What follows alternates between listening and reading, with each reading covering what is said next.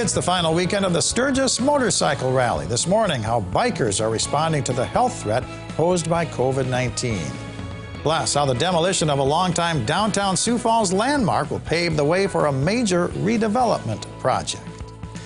Good morning. This is KELOLAND on the go with all you need to know in news and weather as you start your weekend. We also have your boredom busters coming up, but first, our top story. South Dakota's Secretary of Corrections has announced his retirement. Mike Leidholt announced Friday that he's stepping down after more than 40 years in law enforcement. Leidholt had been on administrative leave since an anonymous complaint revealed allegations of sexual harassment, nepotism, poor pay, bad equipment, and dangerous conditions at the state penitentiary in Sioux Falls. This comes after Warden Darren Young, Deputy Warden Jennifer Dreisky, and Director of Pheasantland Industries Stephanie Bawick were all fired. Governor Kristi Noem announced last month that a third-party firm would be reviewing the DOC. South Dakota authorities need your help to find 4 children who are considered missing and endangered. 12-year-old Trinity Klein, 13-year-old Alyssa Knutson, 15-year-old Ethan Port, and 15-year-old Matthew Beacon are from the Brookings and Vermilion areas. Investigators say all 4 have been missing since Wednesday and are believed to be traveling together in a dark blue 2011 Buick Enclave with paper dealer plates. Authorities believe they may have traveled out of state. If you see them, call police immediately. The Sioux Falls Little League All-Stars take on Nebraska this morning for the Midwest Regional Championship in Indianapolis. The game is a rematch from Thursday when Sioux Falls shut out the Nebraska team. Sioux Falls has already clinched a spot in the Little League World Series, which begins next week in Williamsport, Pennsylvania. Sioux Falls will play either next Thursday or Friday, depending on the outcome of today's game. Since there are no international teams competing in this year's World Series, the top 2 finishers from each region advance to Williamsport for a total of 16 teams. Let's get a first look at the forecast now with meteorologist Adam Root in the Storm Center. Good morning, Adam. Good morning, Perry, and good morning, everybody. It's a beautiful start to the day out there. Cooler, especially the further east you go, but even to the west, it's still pretty nice all the same. Let's head downtown. 59 at the airport. Not much of a breeze to speak of yet. That is the key word there, and just like that, we have our latest update. 63 now this morning with a southwest wind at 3 miles per hour. So that wind is starting to pick up a little bit more and will continue to do so as we head through the afternoon and into the evening. 55 though in Brookings, 53 Watertown, 51 in Aberdeen, 50 Spencer, but 67 toward Pierre, 68 Winter, 62 in Rapid City as well as in Buffalo. That wind is going to again start to pick up a little bit more as we head through the afternoon and will be a predominantly southerly wind, which will bring in more warmth. Now, satellite and radar is going to stay quiet for now. Later this evening, for portions of the area, we could see a few thunderstorms pop up, but we have a better opportunity for rain coming around next week. Details on that and more coming up. All right, thank you very much, Adam. Well, the coronavirus hasn't deterred bikers from traveling to the Black Hills this week for the Sturgis Motorcycle Rally. Some of the attendees say they're not concerned about the effects of the pandemic and came here to pursue their favorite rally pastimes. It's people watching. Seeing people so happy. You know, everybody got a smile on their face either because they made it or they're here, and it just won't go away. Everybody's having a great time. As of Friday, the city of Sturgis has received requests for 178 COVID-19 tests. A longtime downtown Sioux Falls landmark has been reduced to a pile of rubble. Demolition crews finished tearing down the old Sioux Steel building near Falls Park Friday to make way for the ambitious $218 million development called the Steel District. It's fun to see it come down, but there's also, a little bit of hair-pulling moments as you start to pull things away, and you just hope that everything you planned for happens the way you planned it, and the guys did a great job. Demolition crews still have to tear out the thick concrete foundation of the old Sioux Steel building.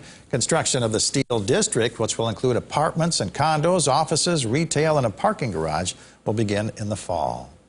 The Sioux Empire Fair wraps up today at the W.H. Lyon Fairgrounds in Sioux Falls. Fair hours are from 10 a.m. to 10 p.m. Admission is $10, $5 for children, free for kids 5 and under. Carnival rides in the Midway start at noon. PRCA rodeo events in the grandstand are at 1:30 and at 7 p.m. Strawbale Winery near Renner is hosting a cheese and ice cream festival from 11 to 5. In addition to locally produced cheese and ice creams to sample, the festival includes live music, kids' activities, and raffle packages. Admission is $10 for adults, $2 for children. The festival is a fundraiser for the Family Visitation Center in Sioux Falls. Taste of Goodness in downtown Sioux Falls is a benefit for the Bishop Dudley Hospitality House. Local restaurants will be featuring their signature dishes, plus there'll be live music and a silent auction. The event is taking place outside of the Avera IT building on East 11th Street from 5 to 9 p.m. The $45 entrance fee gets you unlimited access to food and beverage tastings. You must be at least 21 to attend. You can meet hip-hop artist 50 Cent during an appearance at the Louise Avenue Hy-Vee. He'll be promoting his new line of alcohol products from 4 to 5:30. Admission is free. And Brittany Kellogg is the featured performer at the Levitt at the Falls concert in downtown Sioux Falls.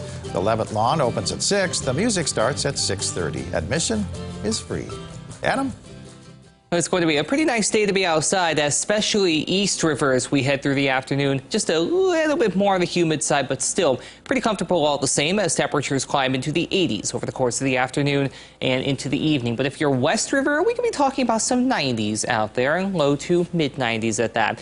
So like I said earlier, we are quiet for the time being, but you see that dashed brown line to the south and west in the lower left-hand corner of your screen. That's an upper level trough that's going to make its way eastward and try and act as a focal point for some activity later this evening for portions of south central and southwestern South Dakota, with a marginal risk level 1 of the 5 in place along and south of I-90, including the Rapid City area. Gusty winds and hail will be the primary concern with anything that is able to pop up. And you see, not everybody is going to see something. This is going to be a pretty scattered event.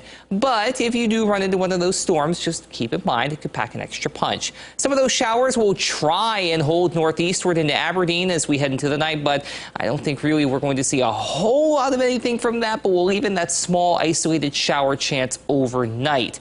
Sunday, more the same. We do it all over again in the afternoon with that chance for a few isolated showers and thunderstorms, mainly along and south of I-90, but then we stay dry through Monday and much of Tuesday. By the middle of the week, however, that changes, and we have 2 big changes on the way. One comes on the thermometer as cooler than average temperatures come in for the second half of the extended forecast, and even into next weekend for that matter. The second big change comes in the form of rain. Some much needed rainfall will be on the way.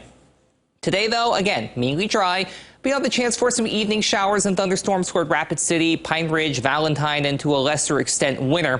Highs in the 80s along and east of I-29, but 90s to the west with lows across the board, at least in South Dakota, in the 60s. A few exceptions out there, like in Worthington and Spencer, for example, 59 and 56 respectively. And we may be able to sneak into the 50s toward the Black Hills as well.